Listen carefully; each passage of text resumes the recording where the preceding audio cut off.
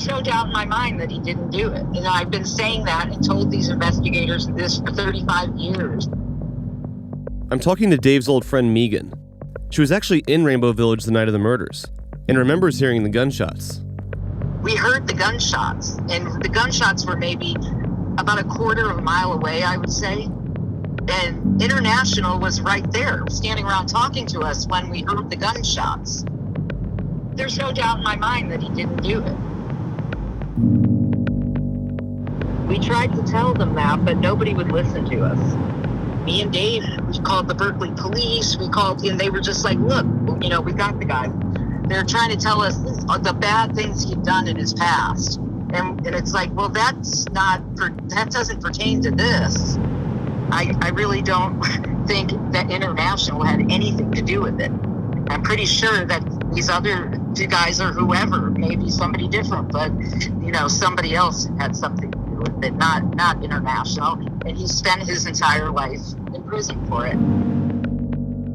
I didn't even realize that they were arresting him, or what was going on for maybe it was like a week or something before it all started unfolding. And by then we had gone back to Chico. I tried to stand up for him as much as possible, You know how the appeal process is and the whole judicial system is so screwed up. I don't think at that point we knew anything about Bo or Weston. I think it was more like at that point we were just trying to tell him, look, International was right there with us, He had no defense whatsoever. This attorney never called one fucking witness. He did get an appeal, but he spent 30 years in prison, 35 years of this. That breaks my heart. Really, he spent 35 years in prison over this, Of all the people I've talked to thus far, Megan appeared to be the closest to the victims. So I started inquiring about Greg and Mary and how they knew each other. Mary and Greg just met right then. Greg was in Chico and came with us down to the shows. And they met at the shows or something, And they were hooked up, kind of. They just met like maybe 2 or 3 days before that or something. And they were definitely hooked up, though, together, He was just a nice guy, He came from the same place I did. He was just a nice kid. It was really, really fucking sad. And what about Bo? How did he know Mary? People always said, well, Mary used to go out with Bo, but was kind of freaked out by him. He was Mary's ex-boyfriend, Bo was. If this was true, it changes everything. Could it have been a crime of passion, jealousy? These all sound like more realistic motives. This statement had to be noted, but out of respect, I don't want to just speculate on Mary's love life. So much stuff came out about Bo and Weston. I think nobody has talked to Bo about this, to be honest with you, as far as I know. But people have talked to Weston about it, trying to find out, stuff about Bo, and he always stuck up for Bo and said he was never anywhere near that place. I'd be cautious if I were you, I'd just be careful.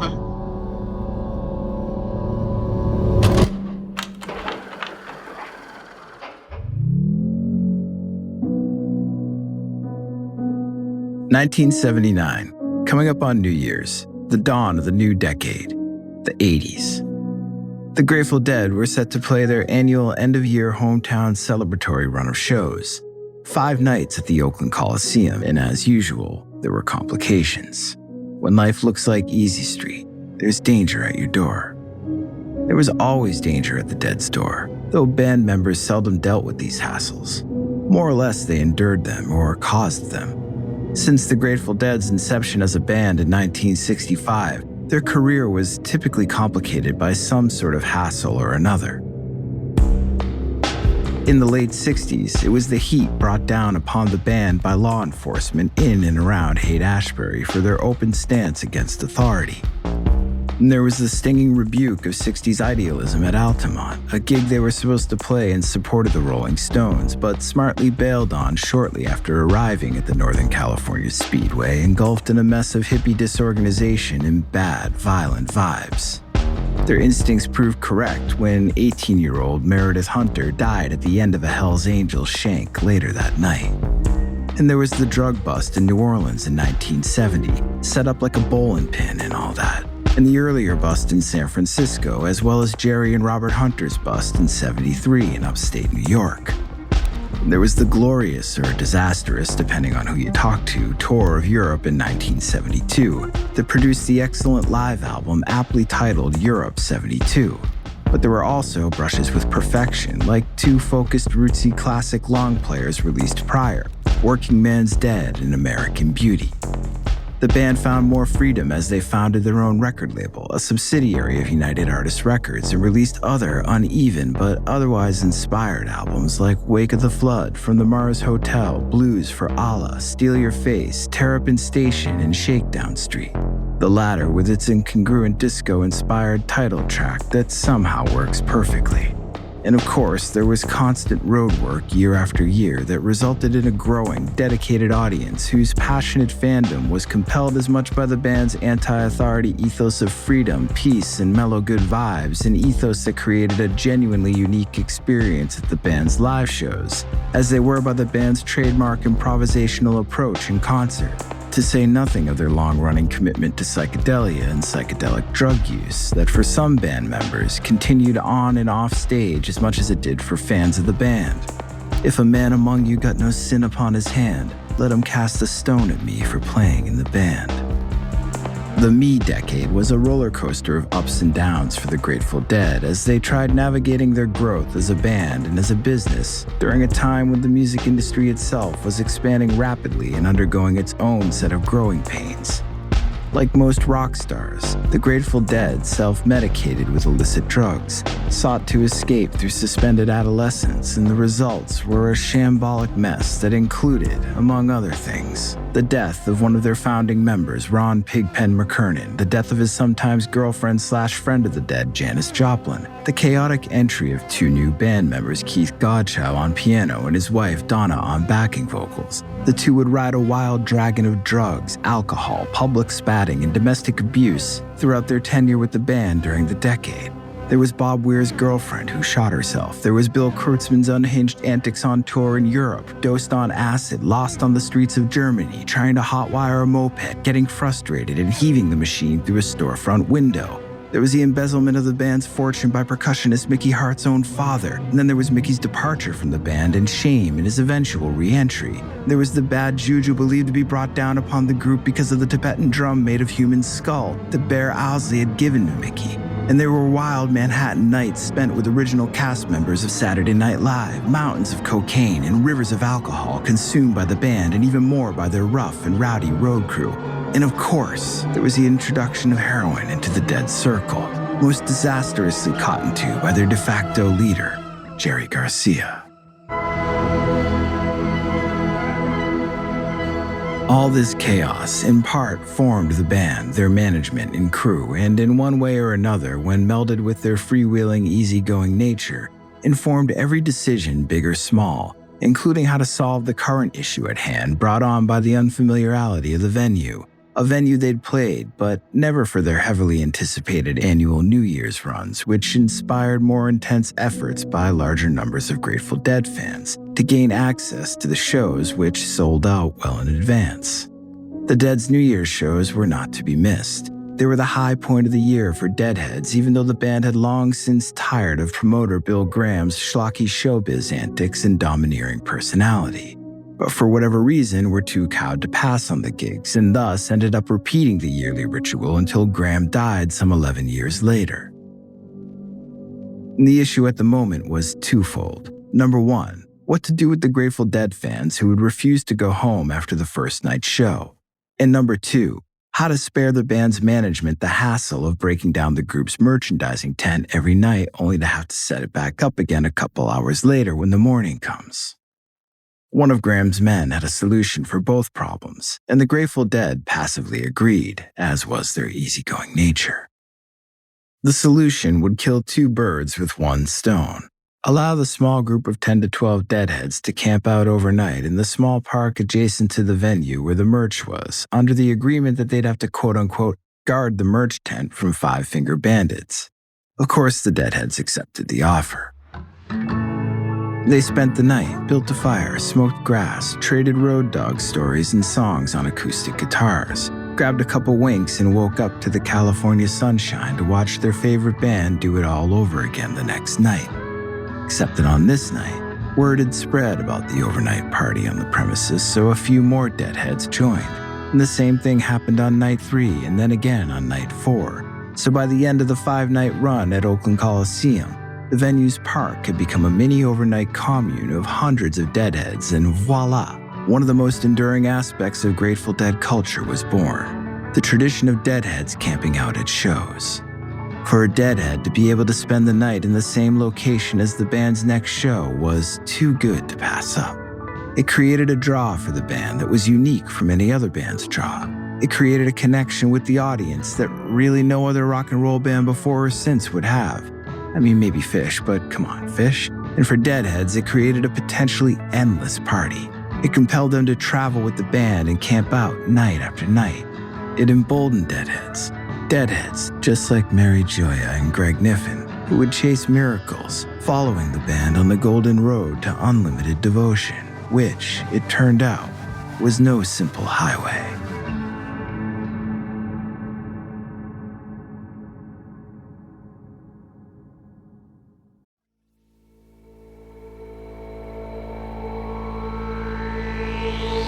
Dead and Gone is brought to you by Progressive. Have you tried the Name Your Price tool yet? It works just the way it sounds. You tell Progressive how much you want to pay for car insurance, and they'll show you coverage options that fit your budget. It's easy to start a quote, and you'll be able to find a rate that works for you. It's just one of the many ways you can save with Progressive. Get your quote today at Progressive.com and see why 4 out of 5 new auto customers recommend Progressive. Progressive Casualty Insurance Company and Affiliates. Price and coverage match limited by state law.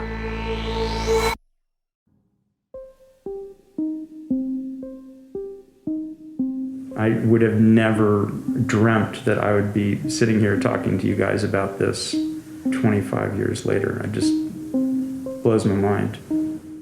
A central figure in the investigation of Mary and Greg's murder was this man, James Barnes. In the mid-90s, he was hired by Ralph's defense team during the appeal process. He was on the ground, talking to witnesses, following up leads, doing all the work that Ralph's public defender didn't do. It was my job to support Ralph's legal defense. I was the person responsible for investigating this. I was identified as someone who had the appropriate sort of age and background to be able to connect with these transient Grateful Dead following witnesses. I was about the right age and I think might have been perceived as a deadhead at the time.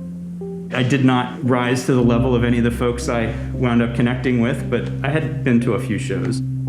I was tapped to try and locate some people that had knowledge about this event. That's going to be an interesting challenge.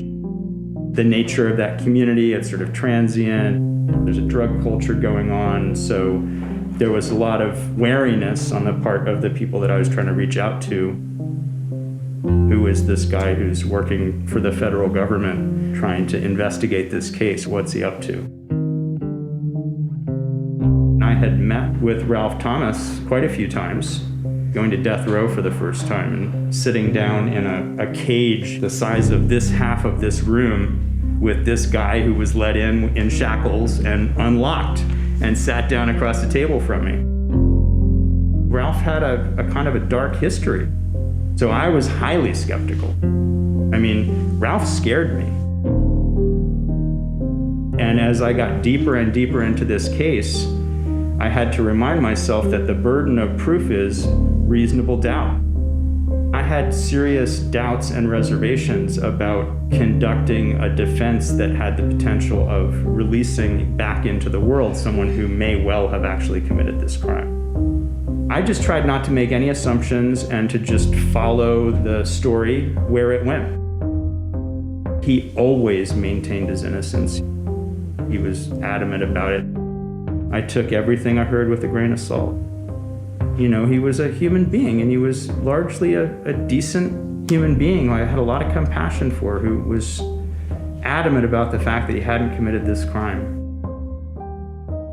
I just started encountering one person after the other who said, I think this other guy did it. It wasn't just 1 or 2 people, it was 3 or 4 or 5 or 8 or 10 people that all seemed to have the same concern. That was compelling to me. The sheer number of people scattered all about the country a decade later who felt sufficiently concerned about this that they were willing to take the time to sit down and talk to me about it. I mean, the main narrative was there's someone else that might have done it. It was really that simple. Jim Chafee, who was the public defender that was representing International, simply failed to adequately investigate that.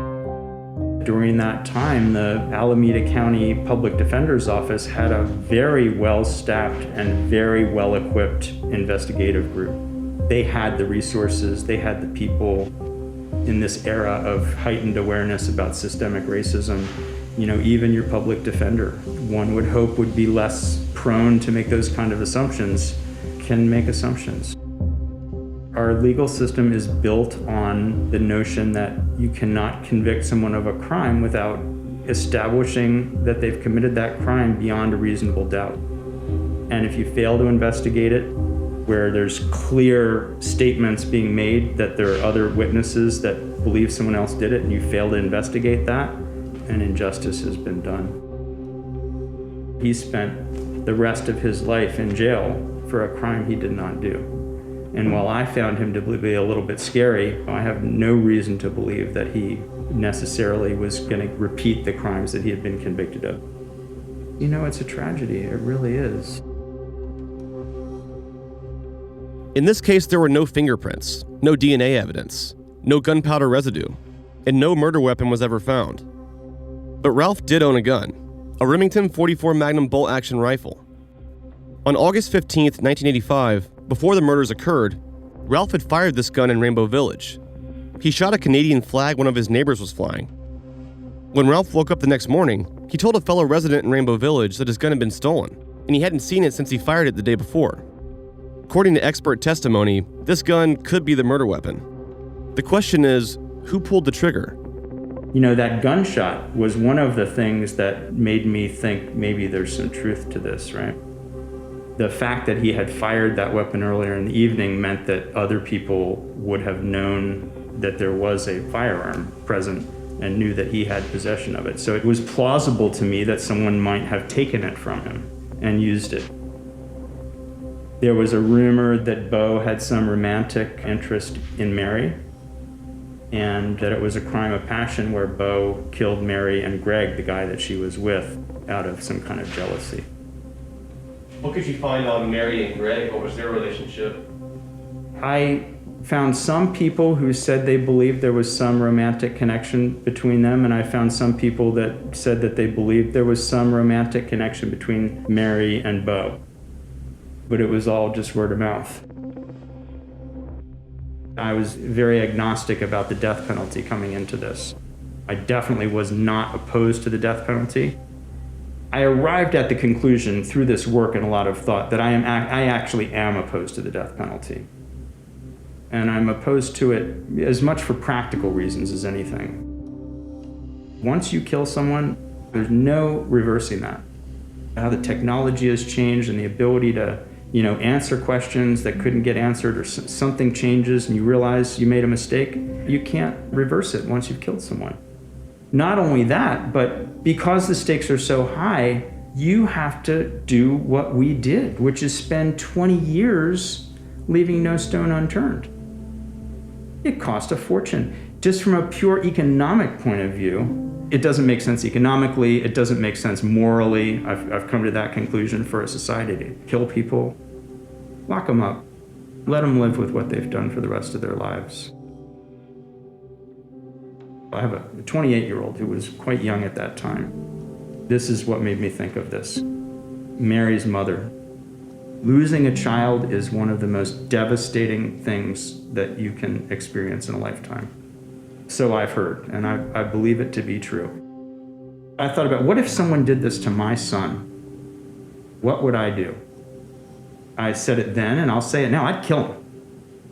If someone harmed someone I loved and killed them, I would kill them on the spot if I had the chance. This is the other thing, though. I think at some point, if I had time to sit with it, I'd probably find some compassion for that person. And I'd think, something's wrong with him. The point is this. I can understand how Mary's mother would feel a sense of satisfaction and closure by having the person that she believes killed her daughter be dead. When Ralph passed in 2014, Mary's mother, Patricia, spoke to a local newspaper about it.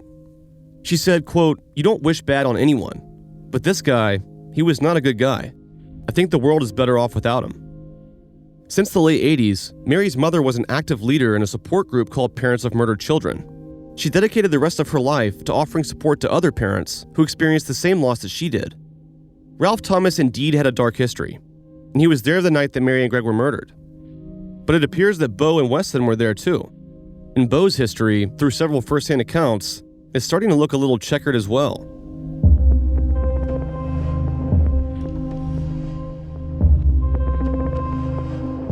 I haven't thought about this for a long time, and I'm getting chills just thinking about it. At some point, I became increasingly confident that International had not committed this crime. It's never too late for justice.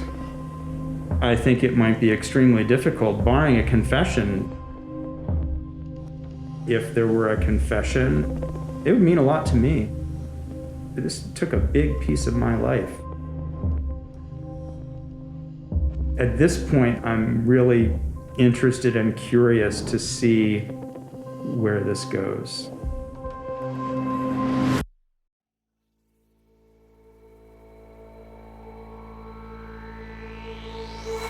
Nowadays, there are hundreds, if not thousands, of true crime podcasts out there. So how do you pick which one to listen to? You go with the experts. And the Generation Y podcast has true crime's very best. Hosts and true crime fanatics Justin and Aaron were one of the first true crime podcasts out there. Their mission for almost 10 years has been to explore hundreds of unsolved murders and conspiracy theories. They'll dig through the evidence, give their takes, and ask the hard questions. And no case is too small or too big. In one of their latest episodes, Aaron and Justin profile a mysterious death from 2004. Alonzo Brooks was a young black man who went to a party with some friends in a rural area near their homes. But when his friends left the party without him that night, he never returned home the next day. A month later, he was found dead without any clear indication that his death was a result of foul play. But in July 2020, the FBI has reclassified his manner of death to homicide. And there's even evidence that his death was a hate crime. What does the FBI know now? And how will they begin to solve this almost 20-year-old murder case? Listen to Wondery's The Generation Y podcast on Apple Podcasts, Amazon Music, or listen ad-free by joining Wondery Plus in the Wondery app. Wondery. Feel the story.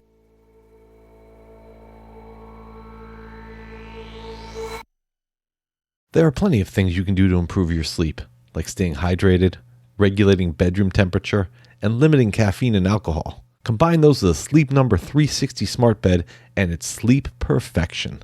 Why choose Sleep Number? Because a good night's rest helps boost your immunity, improve recovery, and increase energy. Experience proven quality sleep and save $1,000 on the new Sleep Number 360 Special Edition smart bed during the Memorial Day sale.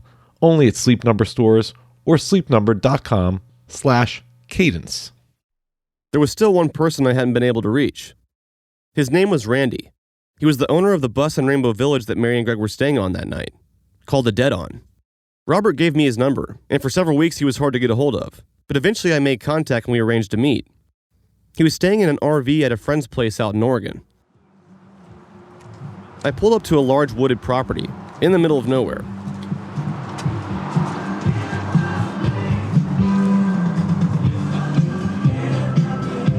Hello? There was a small house and a few different RVs off in the distance. I was greeted by a guy who I assume was a friend of his. Randy's in the bus, most likely, because he's really looking forward to seeing you. Hey, Randy! You in there, bro? All right. Interview time. Hey, everybody. Inside, in the outdoors, put the toilet seat down. Okay. Hi, guys. Hey, there you go. Okay, well, come on in. Hey, man. Watch your step on that thing. Okay. It's slick. Man, I'm Payne. Hi, Payne. This is Mike. Hi, Mike. Come on in. Randy was a kind older man who invited us into his RV. I don't feel that it was truly settled. I don't feel that International got a decent defense, and I feel like there's still some secrets there.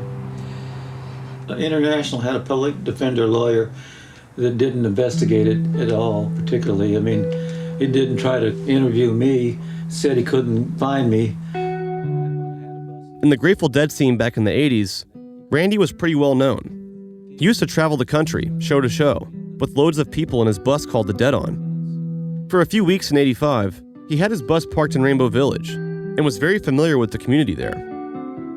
We had a little society there, you know, everybody kind of knew everybody. There was a couple of dozen people that were permanent residents, and it had a wire gate. I mean, it was a wire fence and a gate, but the gate kind of stayed open, and there was a parking lot outside for day visitors and turning around. It was a good scene, though. You know, people were happy, they felt free there. I was traveling all the time, and I'd come in and hang out with people, and that was kind of an open house for my friends, you know, that if they needed a place coming through to spend a night or two. It had incredible amounts of room in it. I mean, it was like illegally long, you know, with a back porch and a big greenhouse sheet of glass. It was probably 12 feet by 8 feet. It was a skylight, you know, huge open space, and it was quite the clubhouse. On the night of the murders, Randy wasn't there. A family member of his was sick, and he was driving across the country to see her. The first news story he heard about the murders was on the radio. We were out of Reno. You know how the radio fades in and out when you get out in the middle of Nevada and you can't hardly get any radio stations? We're dialing around, and we got a 11 o'clock news. Randy Turley was found murdered in Rainbow Village in Berkeley tonight. Like, what? What the fuck? You know? They incorrectly reported him as one of the victims, likely because it was his bus that Mary and Greg were staying on. I believe that's how they came up with my name, was that I was the guy that had the bus, and they assumed that I was the guy that got killed off the bus. Having spent a good amount of time in Rainbow Village, Randy was pretty familiar with Ralph Thomas.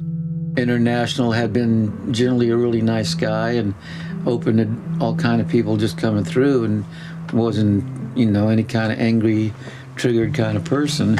So it didn't seem right to me. International had a public defender lawyer that didn't investigate it at all, particularly. I mean, he didn't try to interview me, said he couldn't find me. Being black is definitely a strike against you in terms of the court. They're already ready to assume that it's true. I'd known Bo since '82. He hadn't really done anything to me directly, but he just seemed sort of calculating, I guess. I don't know if I'd say he's manipulative or what, but it didn't seem like a happy hippie. I didn't feel good about him, and I don't really have any reason other than just his basic behavior. Just a feeling. I'd heard that he had dated this girl, where they were a couple, and that he was jealous of her. That's something that a lawyer should at least have investigated. He knew Weston personally, too. Weston had come up and stayed at my house in western Tehama County when I lived out there, and we were kind of friends. He kind of looked like Buffalo Bill with a blonde, long beard and hair down the middle, and we ran in similar circles. He just dropped out of sight after this happened, and I went looking for him, and I couldn't find him.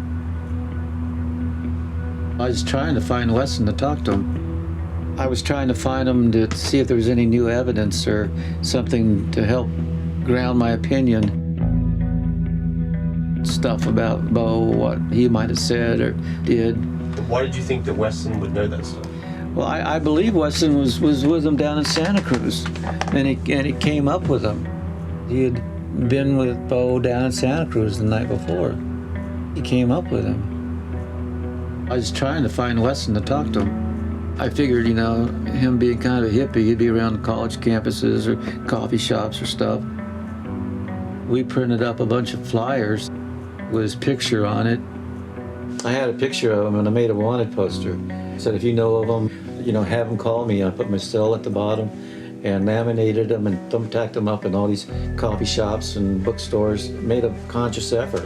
I had like 50 posters. I said, I need to speak to my friend, and Weston, please call me. Thumbtacked up a bunch of stuff to no avail. I never got a call back on any lead from it. He had disappeared. Didn't come to shows, didn't come to people's houses.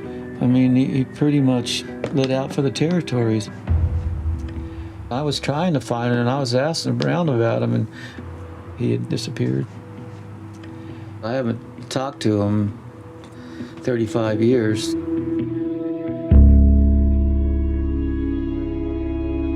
I'd heard speculation that Weston disappeared because he didn't want to be queried about what he knew.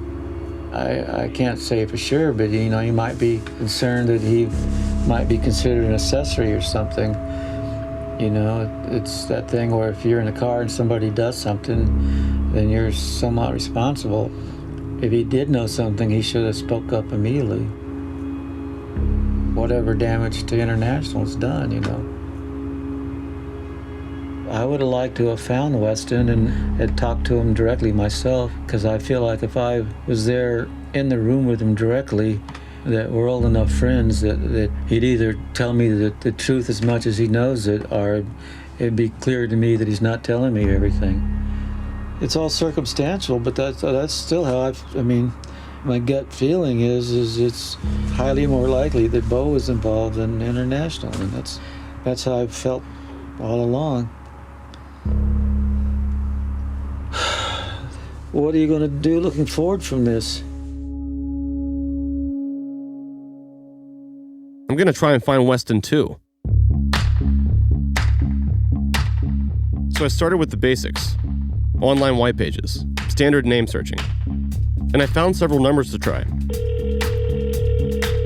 We're sorry, you have reached a number that has been disconnected or is no longer in service. If you feel you have reached this recording in error, please check the number and try your call again. Hi, this is Weston with a Better Painter and also with Water King. Got him.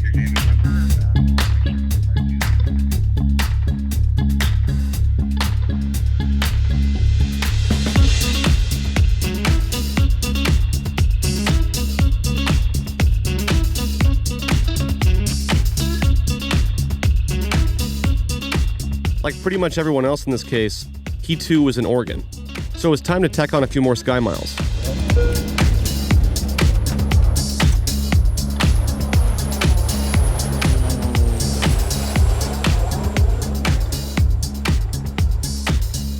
I called Weston several times, but no answer. It would ring all the way through, and it was him on the voicemail, but he just never picked up. I even tried calling from different numbers to see if he'd pick up that way. Nope, nothing. I found one physical address for him. I guess it was time to do a little door knock meet and greet. Not my favorite way of doing things. In half a mile, take a slight left turn to merge onto I-84 East toward the Dalles. Says we're 20 minutes out. I'm usually fine, up until right before we get there. It's like that last mile feels like 100. Oh boy. At the stop sign, turn right onto Northeast 188th Avenue. Then the destination is on your right. Oh man, I'm not super pumped. He has no idea I'm coming, and I'm honestly starting to blank on what I'm even going to ask him. We pulled into a small neighborhood, a one-story house in the very back. There was a car parked out front, so someone was definitely home.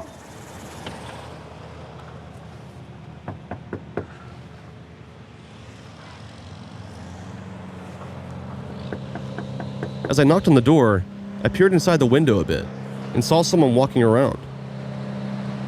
Hello. Hey. Yeah?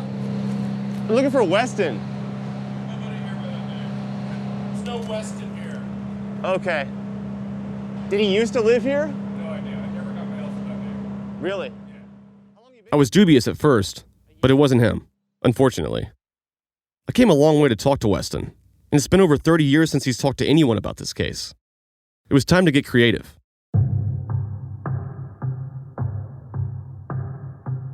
After an extensive, time-consuming online search, I found him again. He was selling a ladder on the app LetGo. I was 99.9% sure it was him. It had to be. So I sent him a message and waited.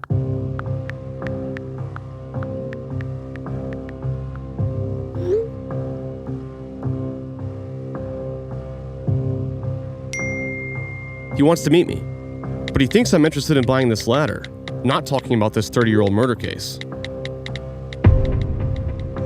This is not usually how I do things, but he was clearly avoiding me everywhere else. Proceed to the route. In half a mile, take a slight left. We arranged to meet at a storage unit. This was starting to feel a little sketchy, to say the least. I made sure to get there early and parked facing the entrance so we could see him. Oh, this is him. This is him. It was him. He was riding a bike and gave me a nod. Weston? Yeah. Hey. Okay.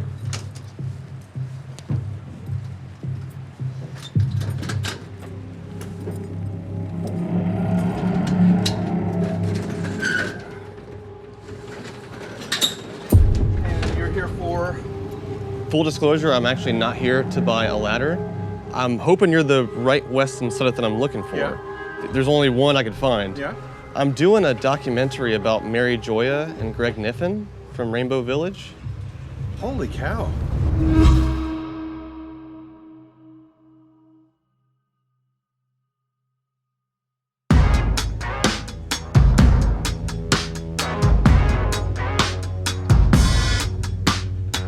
Thanks for checking out Dead and Gone. Dead and Gone is written, hosted, and produced by Payne Lindsay and myself, Jake Brennan. Check out my other music and true crime podcast, Disgraceland, about musicians getting away with murder and behaving very badly, as well as Payne's other shows, Radio Rental, Atlanta Monster, and Up and Vanished. Dead and Gone is a production of Tenderfoot TV and Double Elvis and brought to you by Cadence 13 and executive produced by Donald Albright, Payne Lindsay, Brady Sadler, and myself. This show is produced by Mike Rooney, mixed by Cooper Skinner, music by Makeup and Vanity Set, with additional music services by Ryan Spraker. Edited by Sean Cahalan.